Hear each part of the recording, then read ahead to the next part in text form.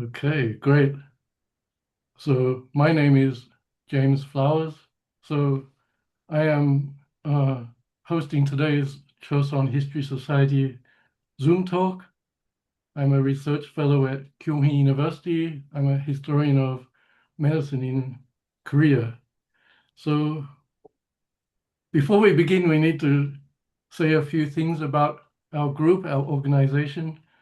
The Chosån History Society is a non-profit scholarly society that launched in 2020. The goal is building public and shared resources for understanding Korea's past. Our previous talks you can see on YouTube, so please go to YouTube and subscribe if you haven't done so already. You can check out the previous talks and then you can get new content updates. You can just type in Chosån History Society in the YouTube search box to find the channel. Or you can use the link that's in the chat box down below. Our talks cover a wide range of topics and time periods, including those beyond the scope of pre-modern Korea or the Chosŏn period.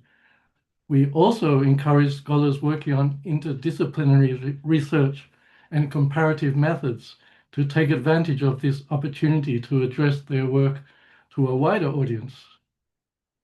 Also, we accept tax-deductible contributions to support our activities. So if you're kind enough to send a donation, we'll be extremely grateful. This can help us pay for our Zoom subscription and the cost of hosting the website. So the link to the donation site, if you be so inclined, is you can find also down below.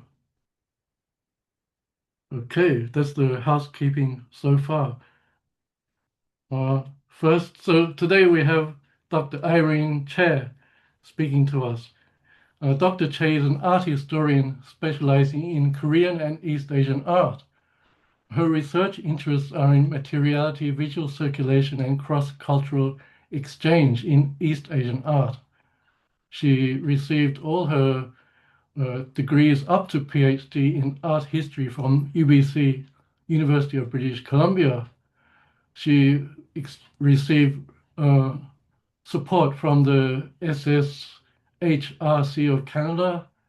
She also did a fellowship at Seoul National University. Currently, she's a visiting scholar at the Seoul National University Asia Center. So her research focuses on the visual and material culture of late Chosŏn and modern Korea. She examines the intersections of collecting materiality and the historiography of Korean art history. She has published in journals such as Journal 18, a journal of 18th-century art and culture. So uh, today her talk is on the screens of Chosån, Korea.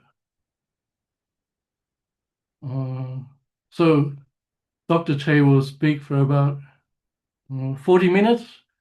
So after her talk, there'll be 30 minutes of moderated Q&A sessions. So please, as Dr. Choi is speaking, please prepare questions or short comments. So without further ado, let's please welcome Dr. Choi. And then when you're ready, Dr. Choi, when you're ready, we'll hand it over to you.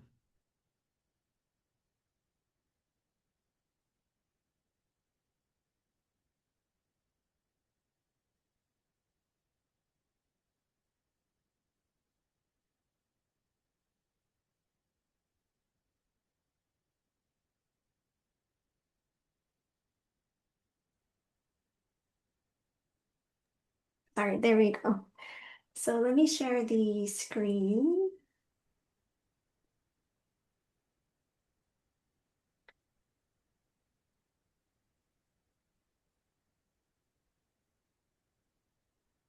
Do we all see the screen over there? Yes. Yes, thank you. Thank you, James, for the kind introduction. And hi, everyone. My name is Irene, and I just want to thank you all for coming and thank the Chosŏn History Society for the opportunity to share this work with you all today. My talk is titled Rethinking Minhwa, Colonial Visuality and the Afterlives of Late Joseon Screens, and this is based on my recent dissertation on Late Joseon folding screens called paengnapto. A picture postcard produced in the 1910s during the colonial period by a shop called Koike Shoten in Busan shows two sons and their mother standing on a hardwood-floored hall. Holding their mother's hands, the boys stand beside her, while the mother, calmly gazing at the photographer's lens, wears traditional Korean dress, hanbok. Framing the family is a folding screen showing small pieces of pictures that seem to have been pasted onto the screen. This screen is called paengnapto, a type of folding screen with many smaller images placed across panels. Emerging in the late Joseon period, paengnapto folding screens were composed of numerous small paintings and calligraphic excerpts, either physically pasted onto the surface or meticulously simulated, arranged into the composite pictorial fields. To show you some examples, this is a paengnapto now in the collection of Korea University Museum. This screen incorporates paintings by 18th century painter Chosån, together with a written commentary on Chosån's work by Kang Se-hwang, another eminent 18th century scholar, painter, and calligrapher. These paintings and texts are physically pasted onto the folding screen panels. The second one you see here is from the Museum of Fine Arts, Boston. Here, a group of paintings in multiple calligraphy are not pasted, but painted directly onto the screen's surface. Through careful trompe-l'oeil effects, however, they simulate the appearance of layered and attached fragments, creating the illusion of a pasted assemblage while remaining materially continuous with the screen. The third one, oh, sorry. The third one you see here is from the National Folk Museum of Art. This paengnapto employs a visual language of accumulation, presenting multiple subjects and arranged across the screen in a manner that resonates with the compositional strategies seen in the previous two works. As you can see, these screens highlight the compilatory, pieced-together quality of the overall work. Paengnapto literally translates as picture of 100 patched up pieces, though alternative translations in scholarship include screens of various paintings in calligraphy or 100 themes screen. As these names suggest, the aesthetic of multiplicity and the gathered or patched up effects of miscellaneous subjects are the most popular features of paengnapto screens. So if we go back to the paengnapto from the postcard we just saw earlier, the Koike Shoten postcard is part of a larger series entitled Customs of Korea, or Chosŏn Tongsok, now found in global archives and many private collections. Another postcard also produced and distributed by the Koike Shoten utilizes the identical paengnapto screen as a backdrop, though it features a larger family group. A father in a Western-style suit, a mother in hanbok, and 4 boys in school uniforms. The horizontal format of this second postcard allows the paengnapto to unfold further, revealing nearly all 12 panels.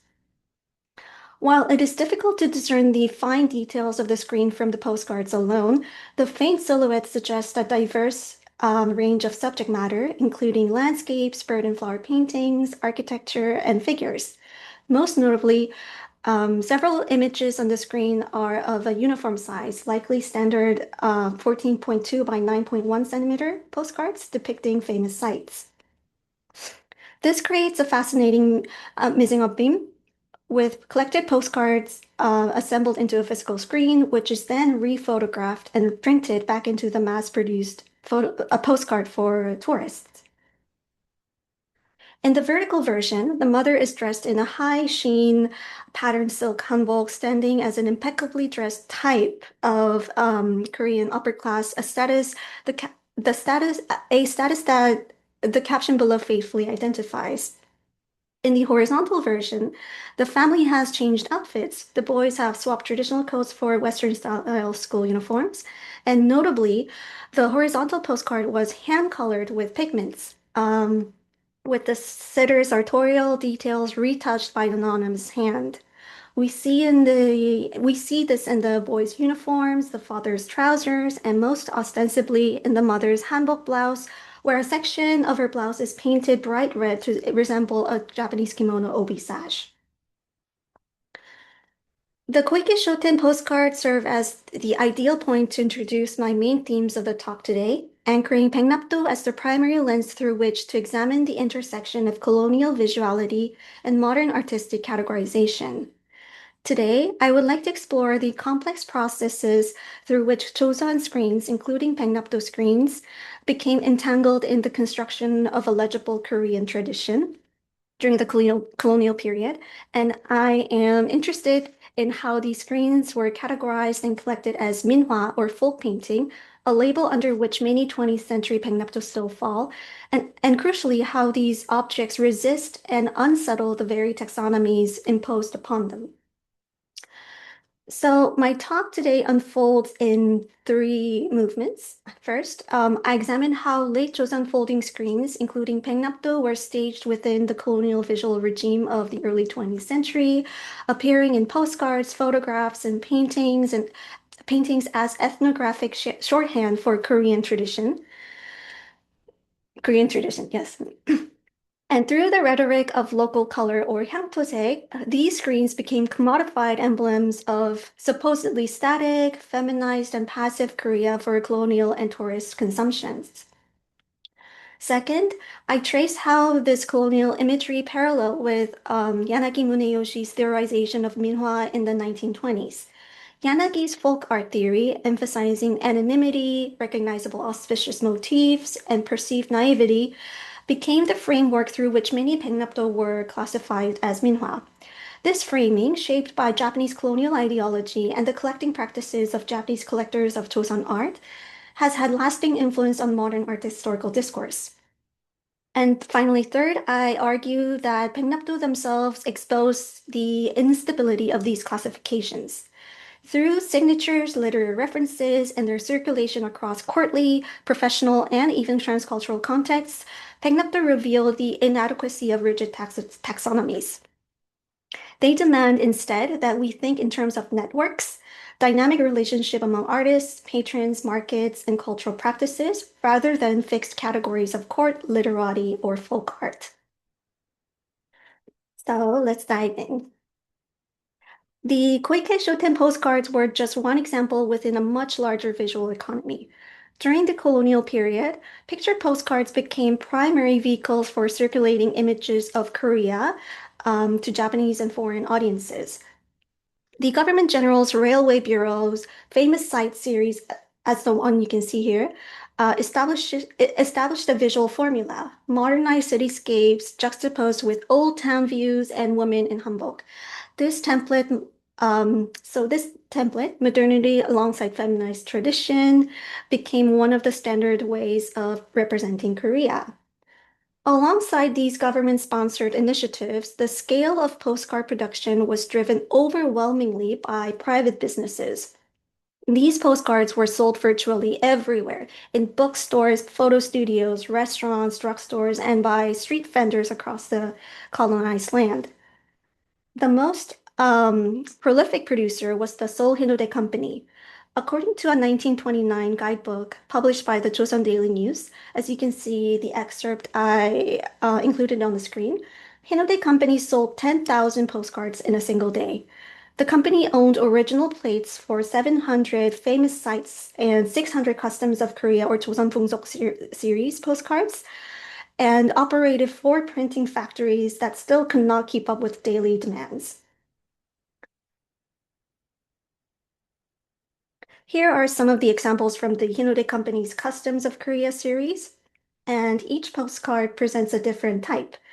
A high official, a scholar, and a kisang, the Korean female entertainer, and in each case, the figure is seated in front of a folding screen. The screens themselves vary in subject matter, but their presence is consistent. The presence of the screen is consistent.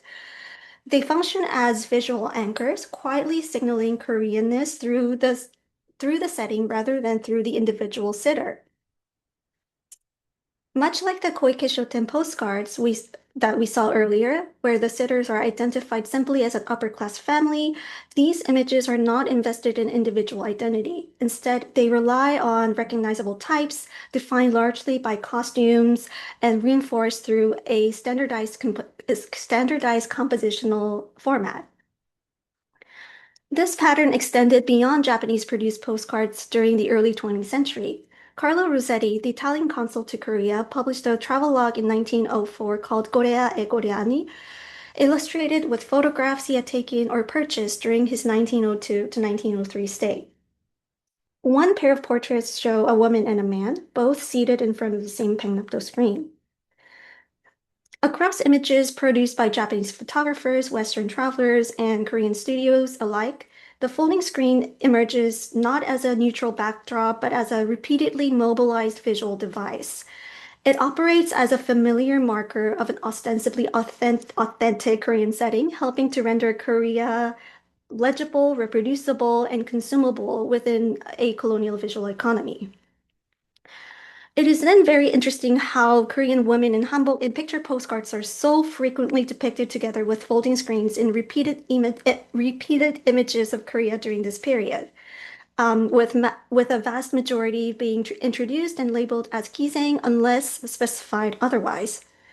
The numerous customs of Korea picture postcards published by a variety of publishing companies included Korean women working in domestic settings, often mending or straightening clothes, diligently yet gracefully preoccupied with the domestic chores. One particularly revealing example is this postcard produced in the 1910s and 20s by Busan's Ojukdang bookstore. It shows a woman seated on the floor, holding two wooden bats used to beat and straighten fabric. Surrounding the woman is an array of objects that represent a typical Korean domestic interior, including white porcelain vases, a quintessential icon of Chosŏn art object as fetishized and extolled by the Japanese scholar and art critic Yanagi Muneyoshi, and a small dining table called soban, a long smoking pipe, and of course a folding screen depicting the 100 children motif, a subject now commonly associated with Minhwa, all portrayed in a high degree of mise-en-scène. The same photograph was reproduced by multiple publishers, sometimes hand-colored, sometimes converted into an illustration. In some cases, as you can see on your right, publishers saw an opportunity to squeeze in an advertisement within the picture on the postcard, adding an illustration of what appears to be a pack of cigarettes placed next to the woman and under the folding screen, fully aware of the commercial potential of picture postcards.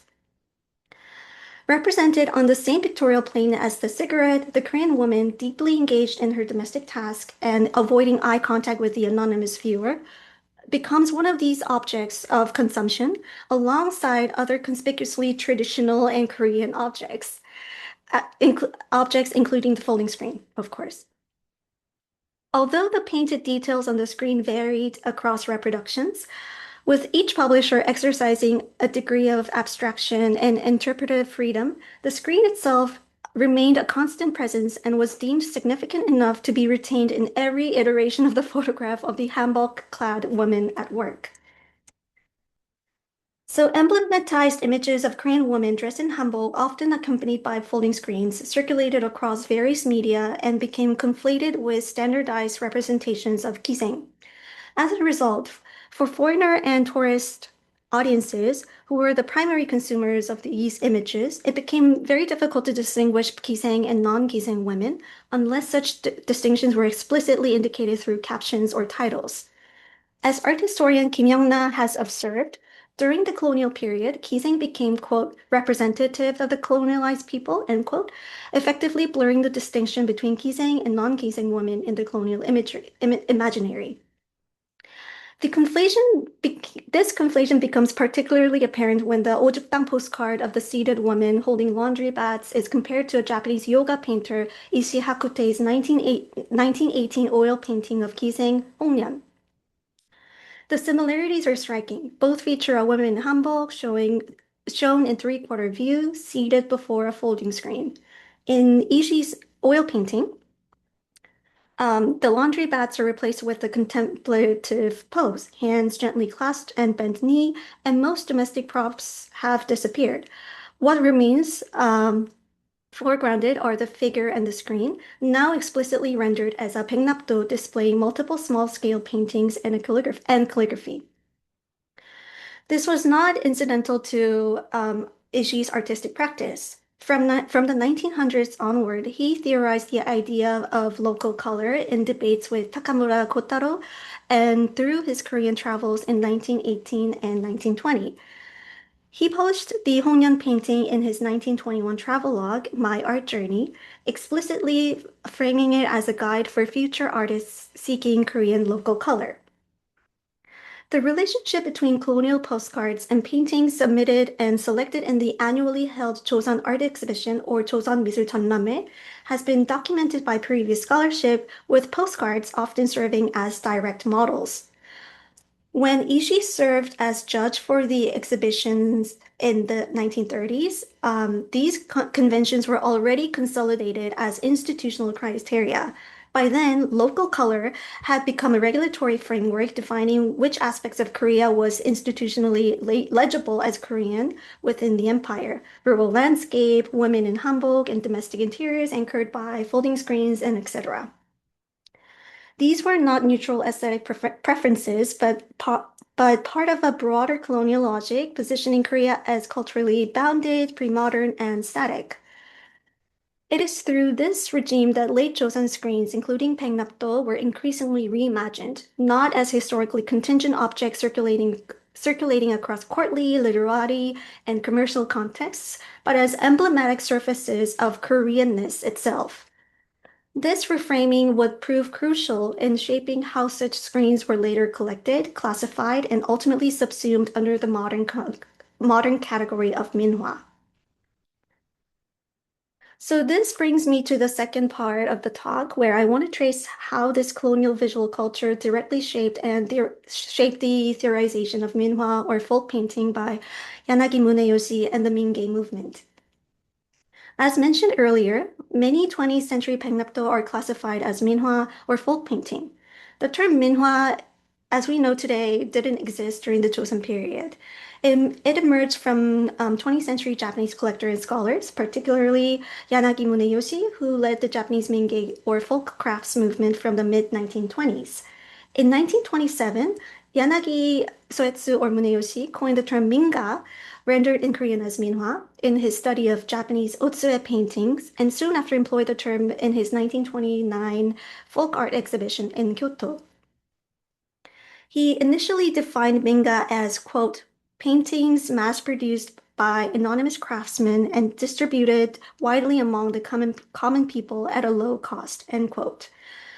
And a decade later, in 1937, he redefined this definition, famously describing Minga as painting, quote, created by the people, for the people, and purchased by the people, end quote. By 1959, Yanagi had further systemized this concept through a typological framework. In his essay, Korean Folk Paintings, published in the journal Mingei, he extended the category of Minhwa to Korean paintings and identified 5 major categories. First, 문자도 or character paintings. Second, auspicious and talismanic imagery such as lotus flowers or tigers and magpies. And third, traditional themes such as 8 views of the Shaoxing, as well as flowers and scholars' rock. And fourth, still life paintings, particularly tekgori, depicting books and scholarly objects. And fifth, paintings associated with Confucian, Buddhist, and Taoist beliefs. What united these categories, according to Yanagi, were several key characteristics. The works were unsigned, created by anonymous craftsmen. They were mass-produced and widely distributed. They were inexpensive and served functional purposes, and they possessed what he called a craft-like quality. But Yanagi's theory didn't emerge in a vacuum. Starting in 1913, Yanagi began collecting Korean objects with his friend Asakawa Noritaka, who lived in Seoul. Along with fellow collectors Serizawa Keisuke and others, they sought objects embodying what Yanagi called Korea's beauty of sorrow, a beauty he believed was shaped by Korea's history of, quote, instability, invasion, and subservient to foreign powers, end quote. This collecting activity happened during the exact period when picture postcards were staged in Korea as frozen tradition, when the Seoul Hinode Company was selling 10,000 postcards daily, when the Koike Shoten shop was distributing images of families posed before paengnapto screens, when Carlo Rossetti was publishing ethnographic photographs of Koreans seated before folding screens. Art historian Kim Brandt has shown how Yanagi's writings emphasize what she calls, quote, naturalness, unconsciousness, and traditionalism of Korea, Koreans, and Korean objects, qualities that were in explicit contrast to the artifice, self-consciousness, and westernized modernity of Japan, end quote. The folding screens staged in colonial postcards and the paintings Yanagi later classified as Minga operated within the same colonial imaginary. Both framed Korean objects as repositories of pre-modern authenticity, visual evidence of a culture positioned as timeless, static, and fundamentally distinct from the narratives of modernity claimed by Japan. The specific kinds of paintings that Yanagi collected are discussed in this 1957 article, Contemplation on a Korean Painting. Here, Yanagi begins by observing this painting in his private collection, a painting of lotus and crabs depicted in ink and light color, while also reflecting on the specific circumstances in which he had acquired it. He writes, this is a big block quote on the screen. Before me is a painting from the Chosŏn period, and it is futile to debate the source of its beauty through the lens of common sense. This painting is narrow in width and long in length, and it used to be part of an 8-panel folding screen. For whatever reason, it was sold in a pitiable state. Not all the paintings in the screen were good, so I bought the one that captivated me the most and remounted as a hanging scroll. The title of the painting is Lotus and Crabs, and when one looks at the entire 8-panel screen, fish seems to be the main subject, along with some flowers. And since it was originally a humble screen, not treated as an important item, there are various signs of wear and tear. Due to overall exposure, the colors have faded. Regardless, the painting appears to date to the mid-Joseon period, and since there are no signatures or markings, it is likely a commercial product painted by an unknown artist. It may also be the work of an itinerant craftsman, end quote. So framing this painting as an example of Minhwa or Minga, Yanagi focuses on the anonymity of the painter, identifying the unknown artist as a commercial, possibly itinerant craftsman whose works align more with craftsmanship than traditional painterly talent, an attribute considered typical for Minga across regions.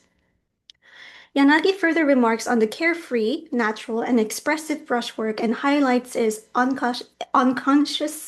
an unconscious disregard for physical and perceptual logic, where a lotus flower, a freshwater plant, is juxtaposed with ocean crabs, and flowers and rocks seem to bloom underwater, embodying the blithe yet freeing qualities of Minga. The original folding screen, from which Yanagi selected a panel, depicted a group of fish swimming about in the water, a theme called Ohaedo, or painting of fish and crab in Korea, which is one of the main subjects found not only in paintings now categorized as Minhwa in art historical scholarship, but also in paintings by literati um, at their leisure and court painters. Court painters such as Kim Duk-sin and Chang Han-jo were well known for their Ohaedo paintings.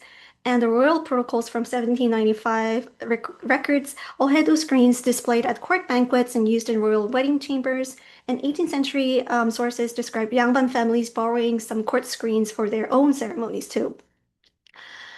But without considering all these, without considering these multivalent contexts, Yanagi overlooks the widespread use and circulation of albedo screens and imagery.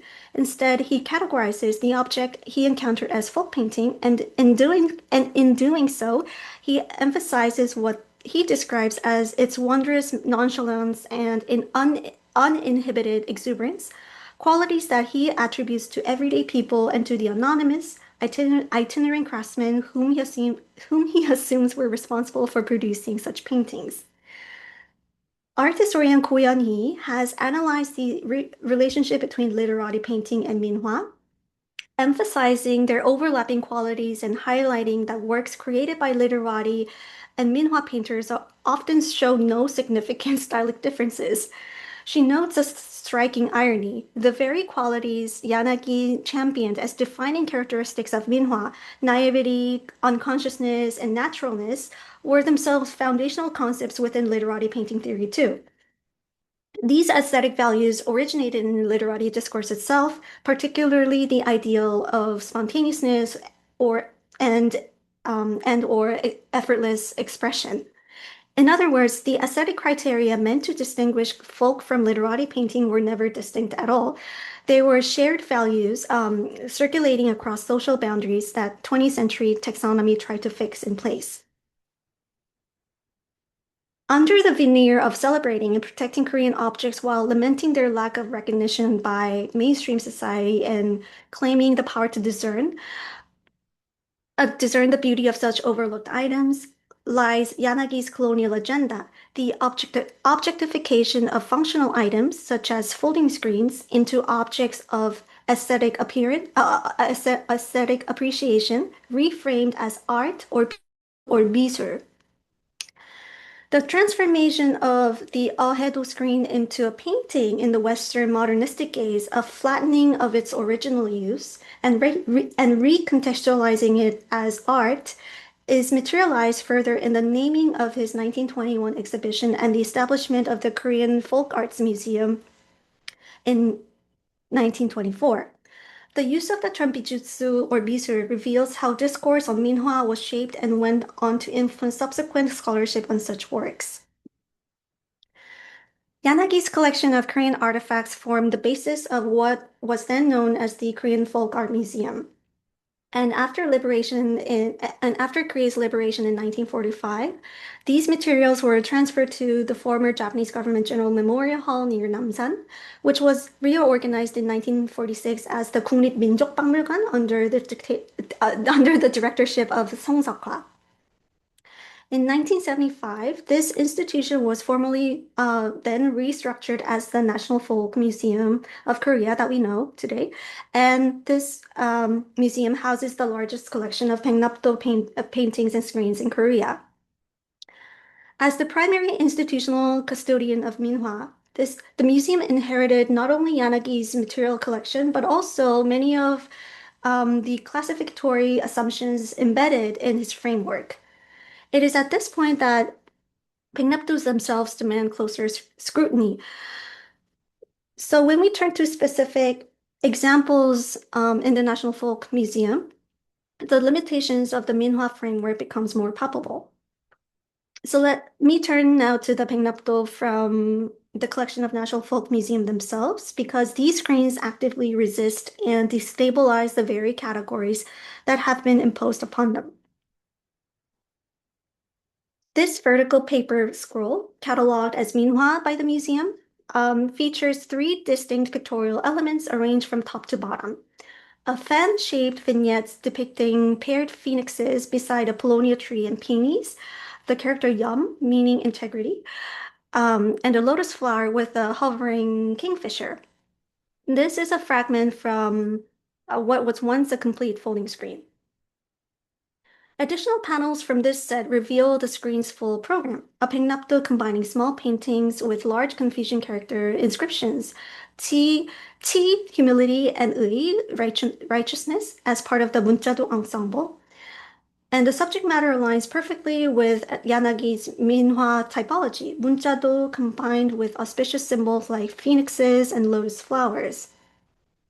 Yet the iconography cuts across the boundaries Yanagi drew between court literati and folk traditions.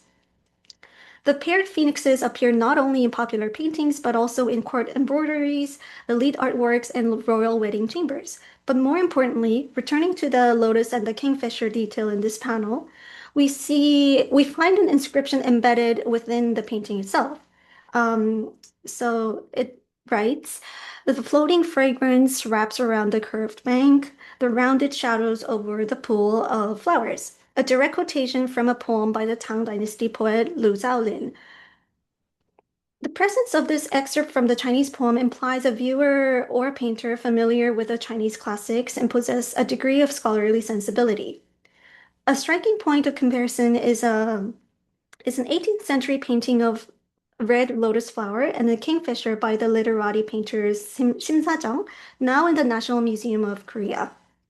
Although the two paintings of lotus flowers and a kingfisher exhibit some different styles and artistic hands, both are executed in light colors and are very similar, and they share very similar imagery. One is categorized as work embodying the spirit of a literati painter, while the other is classified as minhwa. The lotus motif itself further destabilizes such distinctions. In literati contexts, the lotus famously symbolized moral integrity, untainted by worldly concerns, drawing on Juduni's Northern Song writings. Within Minhwa discourse, by contrast, the lotus has often been read as a symbol of fertility, abundance, and generational continuity. These meanings are not mutually exclusive, rather, they coexist and shift depending on context, patronage, and use. The same motif of the lotus flower alongside a kingfisher also appears in another paengnapto screen in its third panel in the circle here, also in the collection of National Folk Museum. This paengnapto is executed entirely in ink, accompanied by extensive calligraphy. Within the lotus painting is also a poem inscribed, which reads, "In May, the road under the Limping mountain is filled with countless lotus flowers." From the poem by the Chinese Northern Song Dynasty poet, artist, and monk Dao Qian. This screen is saturated with classical literary references and calligraphic excerpts. Several panels even bear seals or signatures attributed to Seongnam, whose identity I wasn't able to identify yet, but nonetheless contradicts Yanagi's insistence on anonymity as the defining feature of Minhwa. Although it contradicts Yanagi's characterization of Minhwa as unsigned, non-scholarly art, the museum has labeled and classified the screen and other screens as Minhwa. This is to say, the very markers classified as Minhwa elements systematically contradict the criteria used to define the category.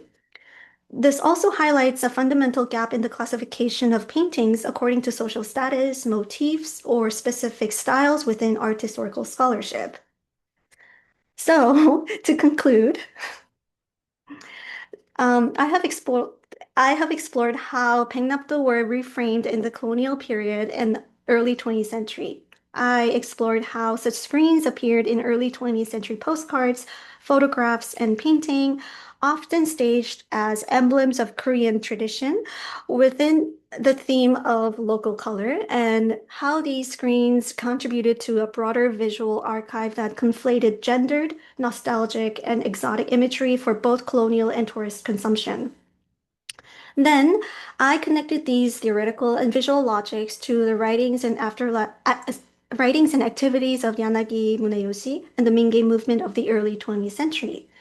Many paengnapto have been classified as minhwa in modern art historical discourse following Yanagi's influence, an attribution shaped by 20th century categorizations that emphasize anonymity, recognizable auspicious motifs, and perceived freedom or naivety of style. This framing, shaped in part by Japanese colonial ideology and the collecting practices of Japanese collectors of Chosŏn art in the early 20th century, ultimately obscures the complexity of paengnapto as works that encompass various ties to courtly, professional art market economies and transcultural practices. The classification of paengnapto as Minhwa should therefore take into account the more intricate and interconnected networks of other painterly traditions that shaped its development and varied expressions, while also considering the colonial and modern discourses, as well as the complex social contexts of this turbulent period. Paengnapto offer a powerful lens to rethink about the boundaries of Minhwa, politics of cultural identity, and art historical categories in the study of Korean art. So that's it. Thank you so much for having me. Great, thanks. Let's show our appreciation to Dr. Chair for that very interesting presentation. So we can start the Q&A session. I'm sure that many friends here are keen to share their thoughts and give some response or ask some questions. So we'll have about 30 minutes.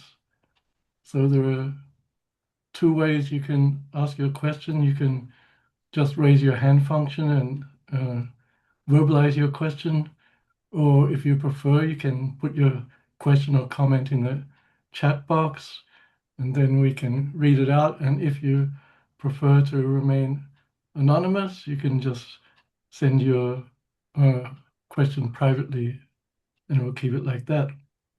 So who'd like to ask the first question or make an initial comment?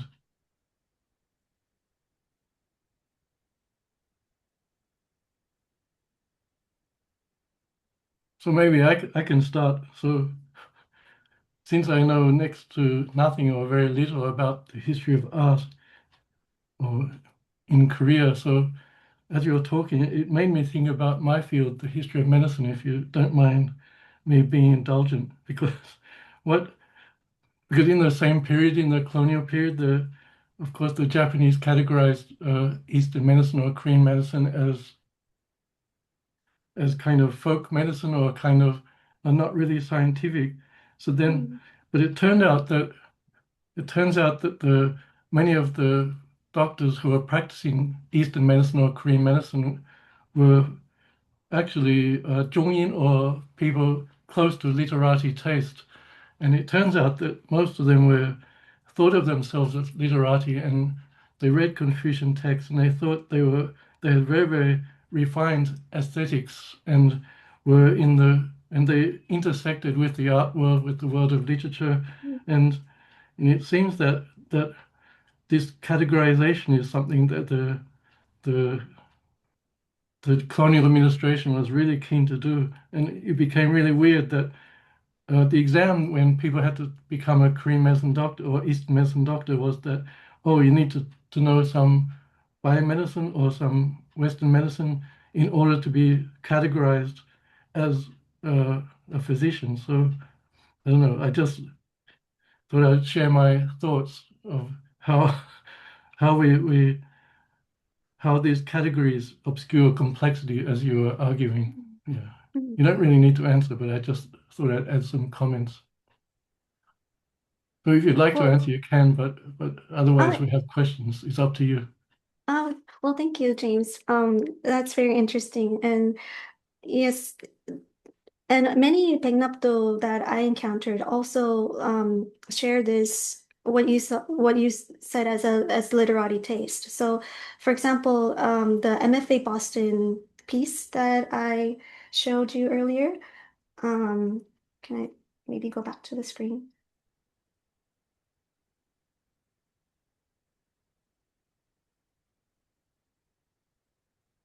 Sorry.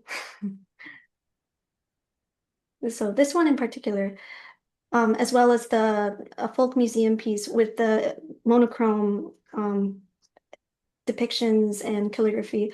These are just like filled with literary references ranging from Mifu's um, idea of painting or like and Sushu's idea of painting. So like very rich in Chinese literary contexts, and um and depending on the type of paengnapto, there are instances like these that show very ostensibly the literary taste, and yet many because the reason just because they lack signature or they weren't identified, they sometimes immediately get categorized as Minhwa or as unknown, you know, or unlearned um, paintings. So yeah, that's really interesting to see the history of medicine side of things.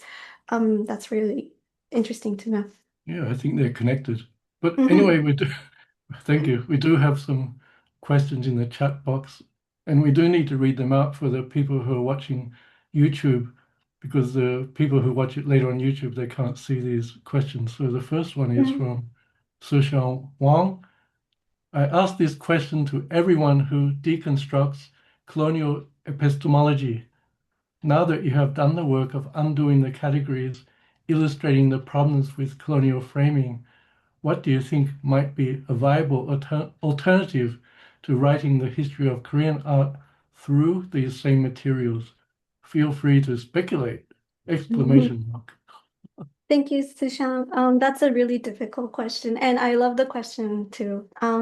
But I would say that instead of sticking to labels like literati painting or court painting or minhwa, um, I would I prefer looking at the nuances and the networks that kind of transgress these so-called boundaries and art historical categories.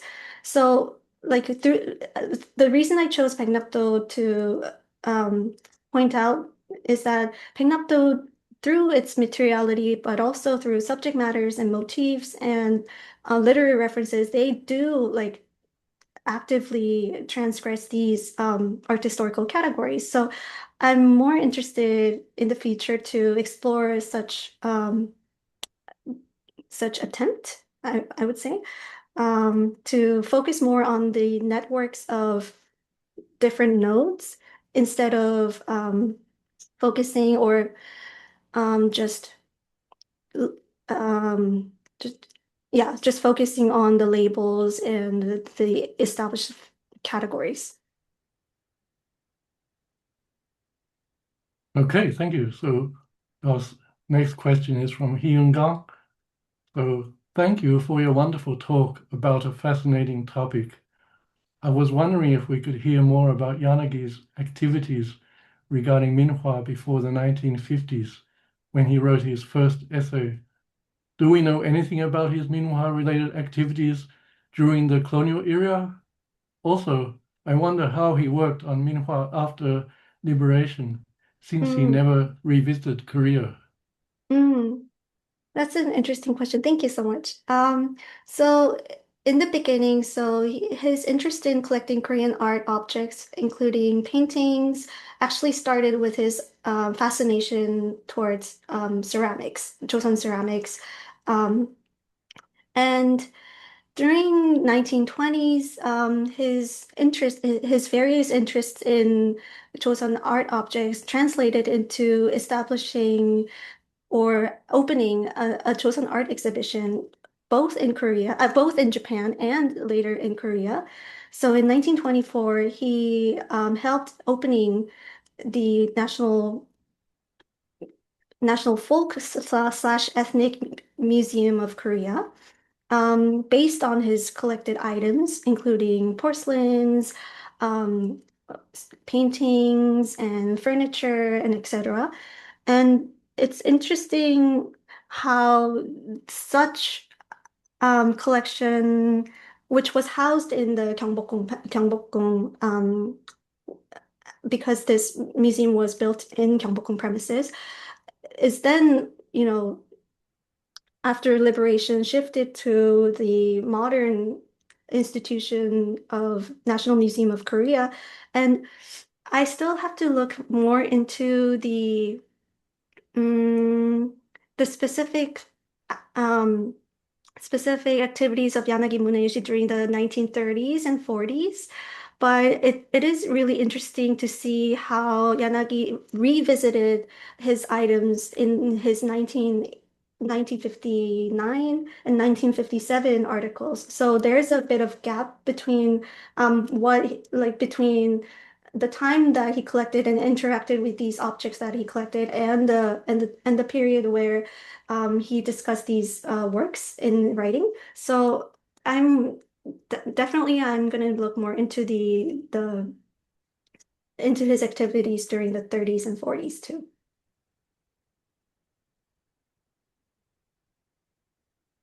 Okay, thank you. Do we have another question? Yeah, I wonder if I can ask questions about how we can point out the uniqueness of paengnapto compared to other types of folding screens, 병풍.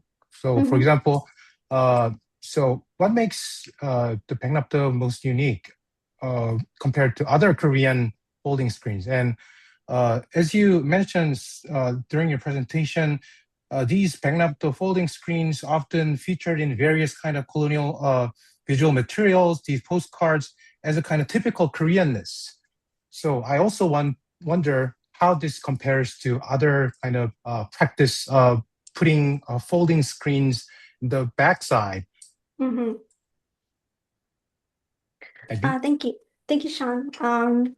So what I found interesting when it came to paengnapto was its well, the sheer amount of individual painting or calligraphy pasted or drawn or painted in one medium, aka the folding screen. So this kind of reflects the 19th century. Well, I kind of discussed this in my larger work, but this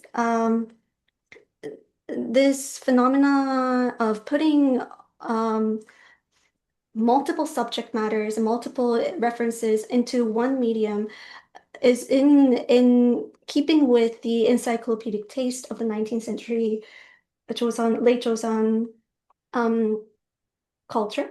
And and instead of focusing on, let's say, a landscape or like figures or birds and flower paintings, one can just wander around within the same medium, diverse diverse subject matters. And therefore, you don't really have to go through all these like individual painting albums or individual like calligraphy in the back of your library or something. You can just satisfy in just one one medium. And I think um, in terms of how it functioned as the backdrop in Korea. Mm, so as I mentioned in my talk, for these like photographs and postcards, what the contents of the screen didn't really matter as long as they were present within the formulaic composition of a figure dressed in so-called traditional attire and a folding screen.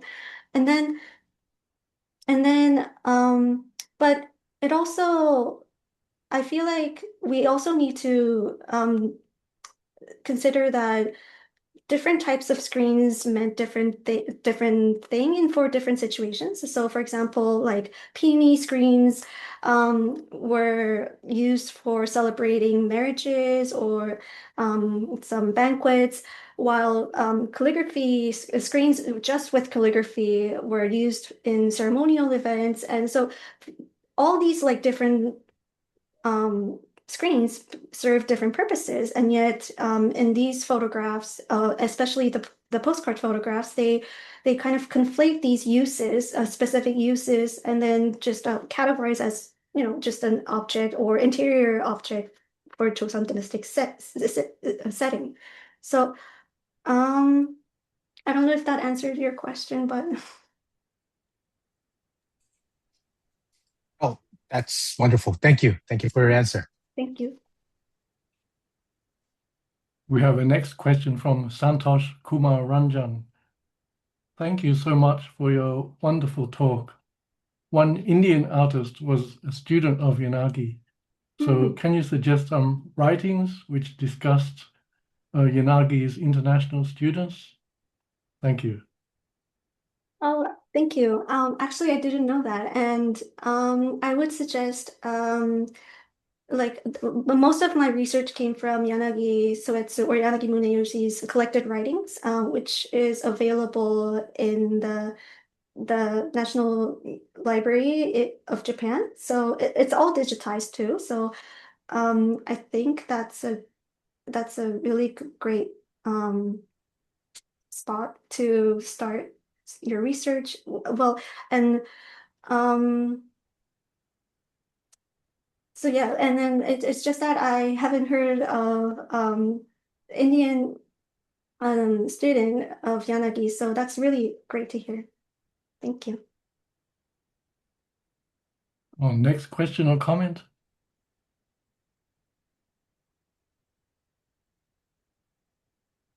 I have a couple of questions if I can come in here. So the first one is just totally from ignorance. So it's a very short question. Why, during the Chosŏn period and then in the colonial period, why were most of the paintings anonymous? Because I read your thesis, your dissertation, and you talked about how there were multiple court painters in the Chosŏn court, and they produced work, and it was mostly anonymous. So that's my first ignorant question. And my second question is related to your dissertation again. So in your dissertation, you talked a lot about how you were trying to figure out the relationship between the Chinese, Korean, and Japanese actors in all these paintings and literati and so on. So my question is about, so back to literati. So you talked about how especially in the 19th century, how Chosŏn became a collecting culture where these emerging Zhongyin were trying to emulate the Yangban. So therefore, they bought many, many objects such as calligraphy, porcelains, and paintings, books. And so then you in your dissertation, you portray this rich culture of all this collecting, and then you talk about that in contrast to prior to in the early Chosun period, where the Neo-Confucianism that was practiced was more interested in aesthetics and being very insightful and spiritual and interested in being righteous. And then we had this transformation to this collecting culture. So I'm wondering if you could talk a bit more about this transformation and why this happened and yeah. Oh, thank you. Yeah. So can I start with the first question with Yeah. the anonymous um paintings from the Joseon Dynasty? Yeah. So many paintings just all many paintings that are categorized as court paintings too are still sometimes anonymous because of the nature of how the court painters worked.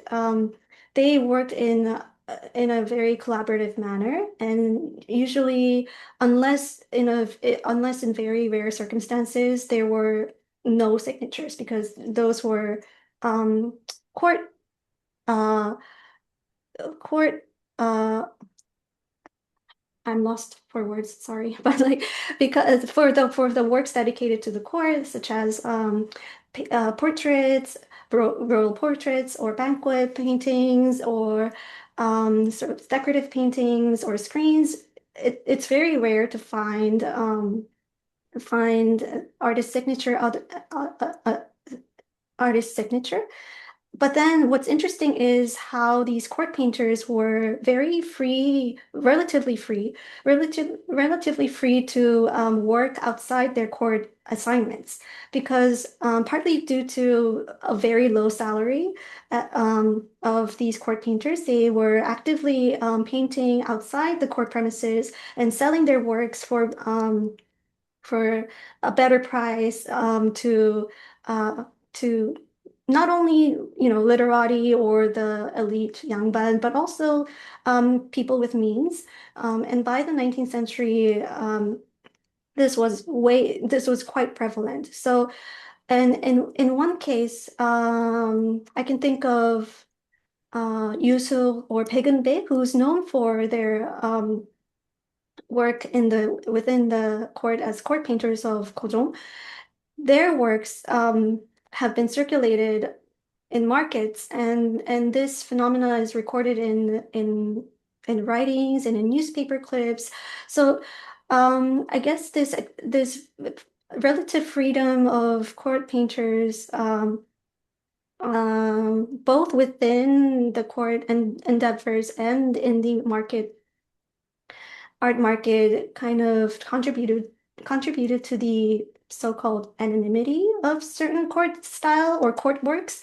So and I don't know if that answers the first question. Sounds good. Yeah, thank you. Yeah. And for the literati taste and the drive for material consumption during the 19th century, actually, during my research, what I found fascinating was this 18th century writing or journal entry by Yu Manju. And in this very cold winter night, he's obviously, short of means, like financial means. And in this one winter cold night, he kind of envisions or dreams about this imaginary screen where he can place or like conjure like 100 types of like paintings or like maps or like calligraphies that he couldn't really own in real life. So there is that desire to collect and display, of course, through folding screen, because it's not just like a closed object. It's the function of the folding screen is not only to be a functional part of a room, but also to display what's on the screen. So, and this trend kind of reflects the larger Jungin's taste for collecting art by emulating the literati taste that you mentioned earlier. And this is coupled with the inundation of like Chinese calligraphy and painting, either fake or real, in Seoul during the time. And but within this situation, there also needed to be an eye for discernment, so that so that one can possess something that is valuable instead of purchasing a counterfeit. So there are like a lot of like conflicted voices, whether to celebrate these like material possessions and collect items, while other voice saying, oh, we should like cultivate a certain eye to discern oneself from buying unnecessary or fake items. So it is within this cultural context, inundated with things or art objects and antiquities, that paengnapto is positioned. And I see this parallel between the collecting practices of late Joseon period and the Joseon's paengnapto, where simply multiplicity is the aesthetic of paengnapto.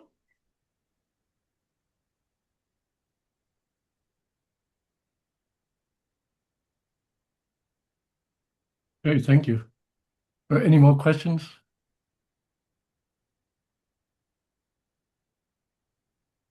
Okay, Su Wang has a question. Sure. I think I'll just ask it Yeah. voice. I mean, I think the last, Irene, your last response got me thinking about visuality and the culture and like reproduction, right? And I'm just thinking, I don't know if you can see my what is it? My office, sort of, right? I have these books. Okay. I have Maybe we can. I have this map of Chosån, or Yes, Northeast yeah. Asia, right? And I have this stele inscription. Oh, nice. Right, but the thing is, okay, so the map is a real map. It was a gift from a colleague, and I hang it up because it's real. However, the inscription is a somebody, I think it was like it was it's before 3D printing, but basically they take a stone, they take a real stele and then they scan it and then they make a miniature of it, and then I buy a rubbing of the miniature object, right? And then I hang it because I can't afford a real rubbing or have a real stele, right? So then I have a facsimile or a reproduction or something like that, right? So here's the thing, my question about the inundation, right? So we know that Late Chosŏn has this collecting culture, but presumably if you have the object, you don't need the facsimile, right? So like so I'm wondering, right? Like there is this tension between sort of you have the culture and then whether the objects actually exist. And I don't know, is this a fair conjecture, or is this us reading or me reading into sort of my own lack of ability to acquire things, right? Like, for someone like Yanagi Esuetsu who can, buy and acquire, his relationship to the objects are different from someone who has paintings of the objects. So, I mean, yeah, I don't know. Oh, I just wondered how you thought about this issue between like scarcity, aspiration, and the material. Yes, actually, that's a really great point. Thank you, Sushant, for pointing that out. I actually kind of deal with this tension between scarcity and the inundation of things in my larger work, in my dissertation, where paengnapto kind of comes in as a simulated collection to be in a way, because a lot of paengnapto works, I'm returning back to this MFA Boston piece where um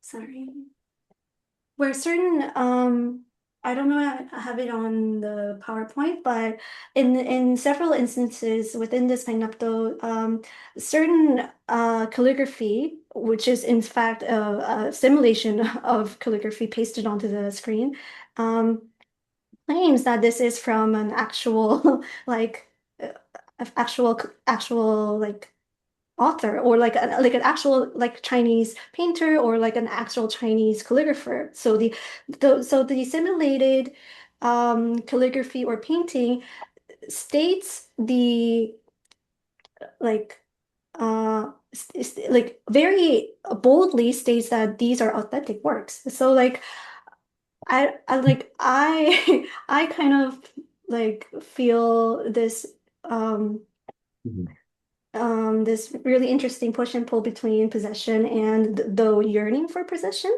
So like there's definitely that kind of interaction between what's available to them and what they yearn to get. And then also I forgot where I was going to go. Oh, and in one episode regarding collecting or preserving artwork or calligraphy, there was this really interesting debate or an anecdote between two scholar officials that they each had a prized possession. One had a painting and one had the calligraphy. And then they cherished these objects so much that they tried to put it on a folding screen, and they kind of swapped these possessions so that they could appreciate each other's possessions and then appreciate them better. And so like the medium of the screen, I feel is really interesting because it plays into this idea of preserving, but also to display one's possession um, and to like display that ability to acquire these things too. So then again, there's also like I said in for the Boston MFA Boston piece, there is again the screen where these collected items are virtually imaginary, right? So I see, like you pointed out, I see a very interesting tension between those two. So in the anecdote you shared, was the were they, when they put it on the screen, are they taking their originals and then putting it on the screen, or are they, by putting it on the screen, they're taking like not facsimile, but a copy? Are they copying or is it unclear? So thank you. So that's an interesting point because depending on the paengnapto screen, like yes to both questions because some paintings, I mean some paengnapto screens contain actual like torn paintings or torn calligraphy from an album or something, while other paengnapto screens contained like imitated paintings in reduced scale of actual painting. And Right. some paengnapto screens contained just outrageously copied and yeah, um, copies of famous calligraphers or painters, but suggesting or stating explicitly that these are real paintings. So all of these above. Okay.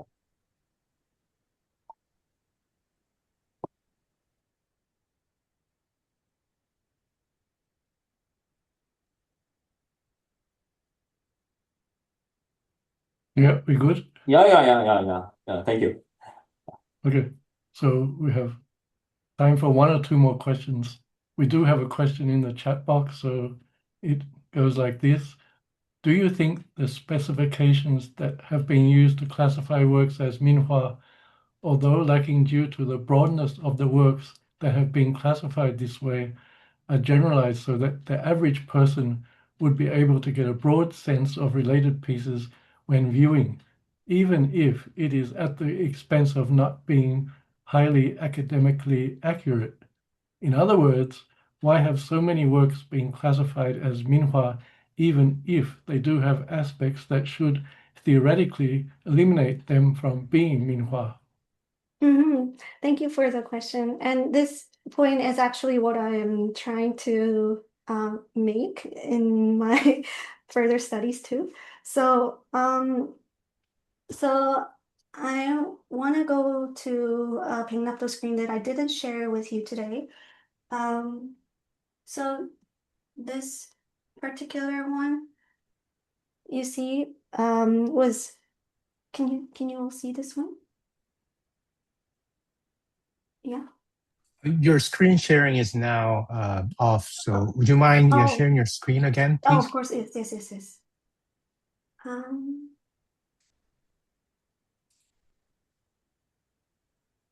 Thank oh, here. So in this one,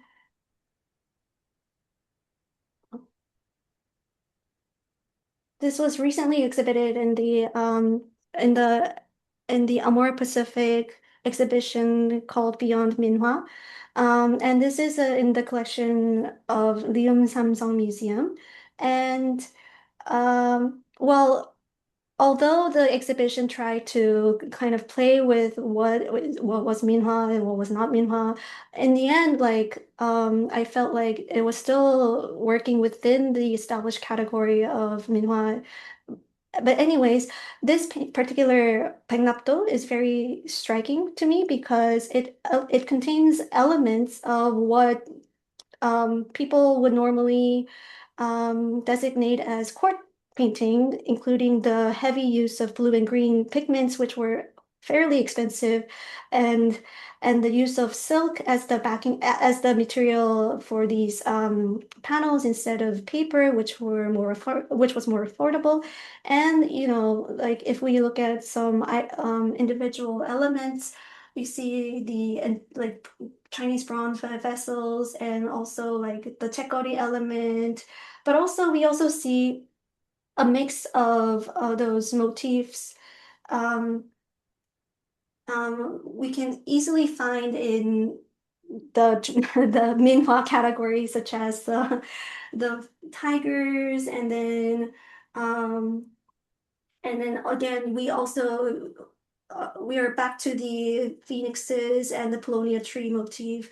So in a way, this particular paengnapto kind of transgresses or kind of encapsulates the fluidity of such such elements that are constituted or known as court art or folk art, and instead it's just all of them. So like so. Um, in my future studies, I would like to include that discussion more.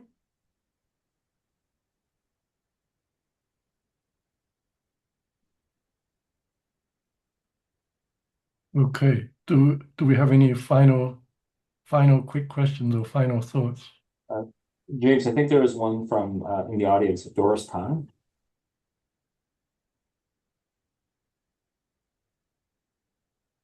Wait. Someone in the audience has a question? Yes.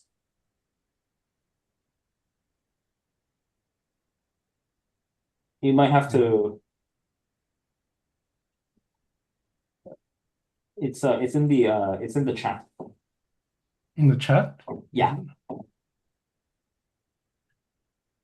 Oh, just a moment. Okay. Oh, yeah. Thank you. I got it. Okay, this is from Doris Tong. Doris Tong has a somewhat related follow-up question. I was wondering if you could elaborate on paengnapto such as the MFA Boston one was used or displayed in practice. How should we interpret its Munin culture reference in relation to the display space, intended audience, and the owner? Mm-hmm. Thank you. Let me then share the paengnapto again. I haven't gone through all the details of the MFA paengnapto piece, but you see all these like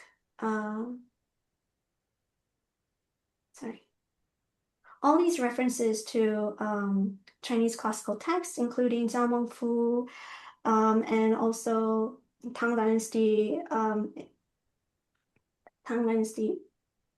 inscription, like writings, and then also this is also a quote from the famous scholar Su Shi, which writes, anyone who judges painting by resemblance to life has the understanding of a child, which has become the emblematic phrase for literati painters. And this taken together, this entire screen exhibits a certain taste for not only collecting these Chinese calligraphy or paintings as the scholars associated with the paengnapto did, but also to display their wealth of and wealth and ability to reference these texts and pictorial references in one pictorial field. So and it's what's also interesting is the collective use of the seal in this paengnapto, because there are several seals which says Thea, which is great elegance, used by the group of people who were students of Kim Jong-hee, and one of them is identified here as Sinon.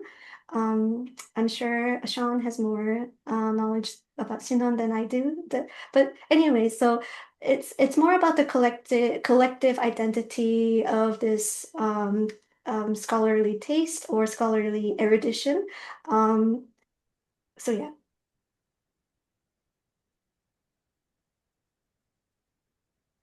Okay, great. So I have something very kind of stupid question or kind of reflection based on what I was teaching today in K-pop culture class. I was talking about K-pop Demon Hunters award in Golden Globe, and I don't know if you guys have seen it in the scene that where Doi Rumi and Virat sings the Golden. There's a background that everyone who studies about Korean art history may have noticed, that there was the Ilwal Obongdo, the folding screen of the sun and moon and the five peaks. which is the symbol of the monarch authority, the presence of the monarch. And I was talking about how silly it is to kind of show these kind of very auspicious, prestigious image in front of dancers.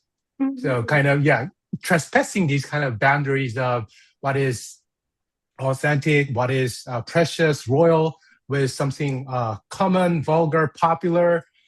But after hearing your talk, probably kind of trespassing those kind of boundaries and kind of kind of cultural interactions that we see in the practice of paengnapto is actually something showing some commonality.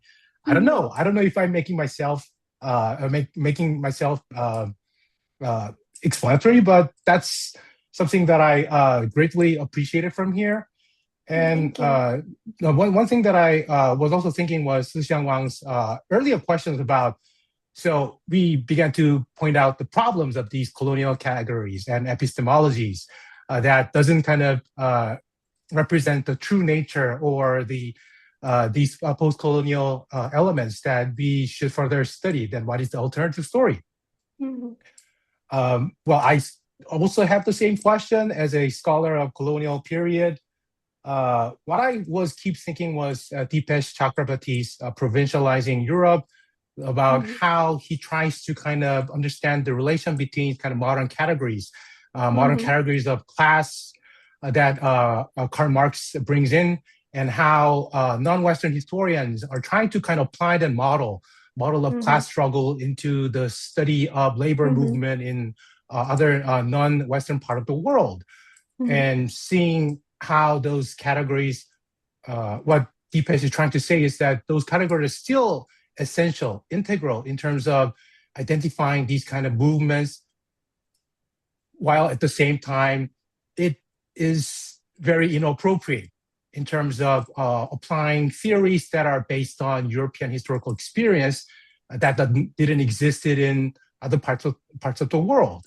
So seeing these kind of tension is something that he mentions, and trying to kind of point it out as a problem that I also want to pursue, but I don't know. I'm still seeking for an answer, and if that's something helpful in terms of further kind of furthering our kind of discussions about what would be the kind of alternative story then. Yeah, thank you, Sean. I don't have the answer yet, but I really appreciate you pointing that, and I will definitely look into it more. Don, in Golden, when they have the throne, she's singing, "Given the throne, I didn't know how to believe I was the queen that I meant to be." So, so she's, it's the royal aspiration. Yeah. There she goes. Yeah. But what is funny about the screen is that, we talk about, characteristics of Minhwa as A, B, C, D, et cetera, but that screen fits those categories, like fits those parameters, right? But it's not Minhwa. I mean, this is royal pageantry. So I mean, that screen itself is even before K-pop Demon Hunters, it's transgressing, the analytical categories that we inherited. Yeah, I don't know. Yeah, that's great. Yeah. And also like if I can go back to this particular screen because it's so striking. There are like other motifs like the 10 symbols of longevity and and then in like Chosån, or even there are records in late Goryeo period where 10장생도 or 10 symbols of longevity were used as a coherent screen, but also as the gift for New Year's and etc. And then what I found was funny or interesting was that those kinds of motifs such as 10 symbols of longevity, which were appreciated by not only the court or the high officials, but also everyday people, is then represented as single image here working more like a synecdoche instead of having the entire 10 symbols. We just have one or two, the pine tree and I think it's a crane. Well, two elements instead of 10 elements. So we have this kind of almost like a visual synecdoche, or like the happening here by referencing other previous modes of um, tradition or painting traditions. I mean, one thing that I keep hearing, when I hear about 20th century Japanese reception of Korean art, is just I'm convinced that Yanagi Soetsu didn't know what he was talking about. I mean, there is something, he represents a particular movement and a particular aesthetic, and he's very important as a collector. And he had his own aesthetic vision, just like anybody would. But I think the issue is that his categories have been inherited in the field, and they've kind of stayed with us. But they really, I mean, the sort of they're not historical bases, right? They're like aesthetic products of a particular moment, and the deconstruction of the colonial epistemic system, requires to actually, constantly go against these categories. But I think the problem here then is that if the analytical categories have this fundamental problem, and we're trying to do, or you're trying to do art history, I'm not, but you have to work within a field whose parameters are defined this way, but the objects you're looking at are constantly defying these categories. And I think in that respect, the objects you're looking at they're not the ones transgressing. They are as they are, but the field is shaped in a way that is stuck like this, right? And it seems to me that what is really needed is really a different kind of a different analytical vocabulary or genre vocabulary that's more maybe that's what you're trying to do with the sociological analysis in the networks. It's to see like what would actually be meaningful categories for 19th century or even 20th century Korean art. And, anyway. Yeah. I mean, of course, I would privilege some other critic or advantage, but clearly, Yanagi's categories are running up to serious limitations.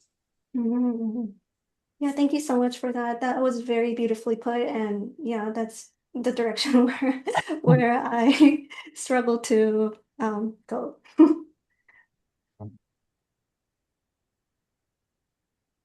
Okay, that was a great discussion. So on behalf of the Chosån History Society, let's thank Dr. Irene Choi for a great presentation and thought-provoking research. Yeah, thanks. So we'd also like to thank everybody for participating in today's Zoom meeting, making this a live global event. Please continue to show your interest in our events. Please share your thoughts and ideas with us. We've already received a lot of nice suggestions and proposals to help in our programming. And also, please, if you'd like to present your research, please approach us, and if you're interested in being a possible speaker.